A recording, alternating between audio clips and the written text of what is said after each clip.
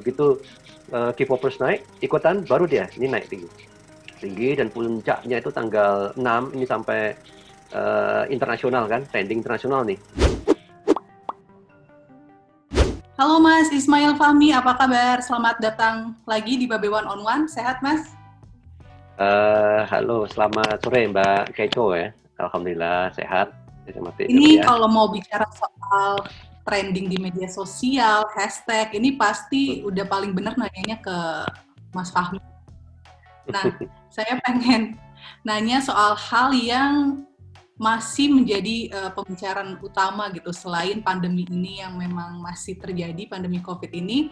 Kita tahu minggu lalu terjadi demo yang menolak pengesahan RUU Cipta Kerja atau Omnibus Law. Dan saya pengen tahu gimana sih dinamika di media sosial atau pembicaraan netizen Indonesia khususnya terkait isu ini. Nah, dari penemuan Mas Fahmi sendiri nih, kan kalau dibilang meskipun demonya sudah lewat gitu ya, sudah terjadi, tapi kemarin juga masih ada demo gitu di beberapa daerah. Pembahasan netizen soal Omnibus Law ini kan masih terus terjadi gitu. Bahkan hashtag-hashtag terkait Omnibus Law itu juga masih menduduki trending di Twitter sampai hari ini juga. Nah, kalau Mas Fahmi lihat sendiri nih, pergerakannya gimana sih ketika Undang-Undang Cipta Kerja disahkan, demo terjadi, hingga sampai hari ini? Seperti apa percakapannya terkait hal tersebut? Oke, jadi kita lihat aja ini ya, kita lihat grafik dari Drone nih. Ini adalah tentang Omnibus Law. Oke, kata kuncinya Omnibus Law, Cipta Kerja, Ciptaker, gitu. Terus saya coba lihat data dari 1 Oktober sampai hari ini, 14 Oktober. Nah, trennya kayak gini nih. Kita tahu kan tanggal 4 Oktober, ya, tanggal 4 Oktober itu adalah tanggal pada saat Omnibus Law setuju, ya, DPR setuju untuk membawa ini ke paripurna. Nah, terus kemudian pengesahannya tanggal 5 Oktober, ya kan? Nah, ini kalau kita lihat sebelum tanggal 4, percakapannya kecil, ya. Ini kecil sekali. Baru naik lagi itu tanggal 5. Nah, tingginya banget nih. Nah, ini pada saat tanggal 5 itu K-popersnya ikut. Nah, sebelum ini yang mentok di sini itu adalah mahasiswa dan aktivis. Jadi nggak bisa tinggi mereka. Begitu K-popers naik, ikutan baru dia ini naik tinggi dan puncaknya itu tanggal 6 ini sampai internasional kan, trending internasional nih. Gitu. Nah, di sini baru kemudian kita lihat kan tanggal kemarin ya, demo besar ya.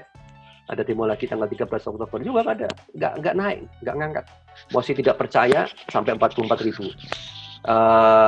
Ini karena saya pakai kata kunci Omnibus Law Ciptaker ya. Dan ini bisa sampai jutaan sebetulnya ya, ini bisa sampai jutaan sehingga bisa sampai internasional. Ini kenapa kok cuma 44.000? Karena saya hanya ambil yang mengandung kata kunci Omnibus Law aja. Itu pun sudah sangat tinggi. Nah, tanggal 12, coba kita lihat di sini. Pada saat mereka sudah nggak aktif, hashtagnya apa yang muncul? Omnibus Law halal.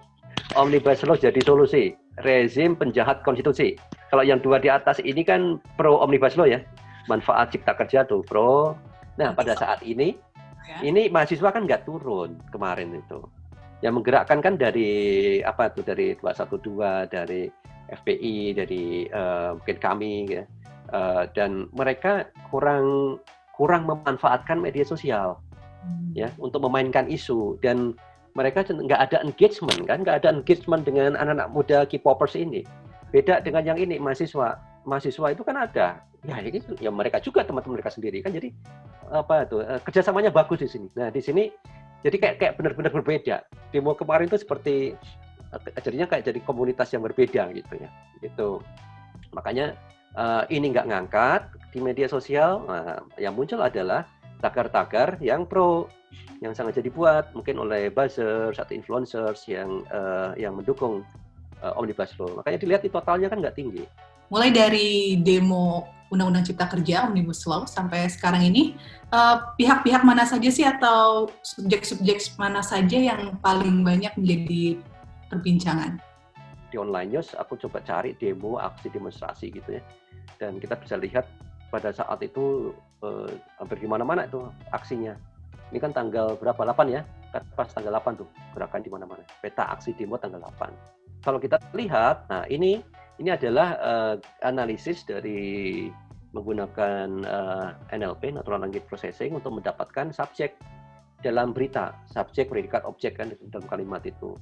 Nah, supaya kita tahu wartawan nulis berita-berita kan jadi ketahuan kan. Ada nggak ini kelompok siapa yang banyak dalam pemberitaan, subjeknya siapa saja, itu menggambarkan yang tadi, inilah yang banyak berperan. Jadi pada tanggal 8 itu aktor utama adalah mahasiswa.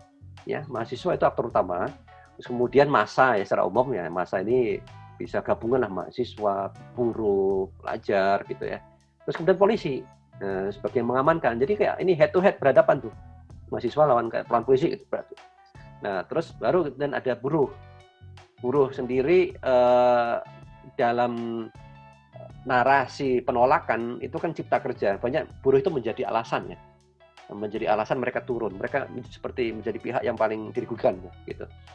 Makanya buruh juga turun. Tetapi di dalam aksi mahasiswa masih yang paling utama. Terus kemudian ada pemerintah, DPR ya. Ini pihak berikutnya kan DPR dan kemudian Pak Jokowi. Jadi presiden, meskipun Pak Jokowi banyak disindir mungkin pada saat itu nggak ada dan seterusnya ya.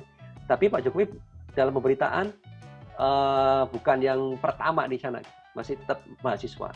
Nah, kalau dari Mas Fahmi bisa jelasin sedikit nggak sih secara simpel bagaimana sih suatu flow atau sistem ketika suatu isu mulai dari hanya 1 atau 2 kata, frasa atau hashtag itu bisa masuk ke dalam trending dan mungkin bisa menjadi nomor 1 gitu di trending.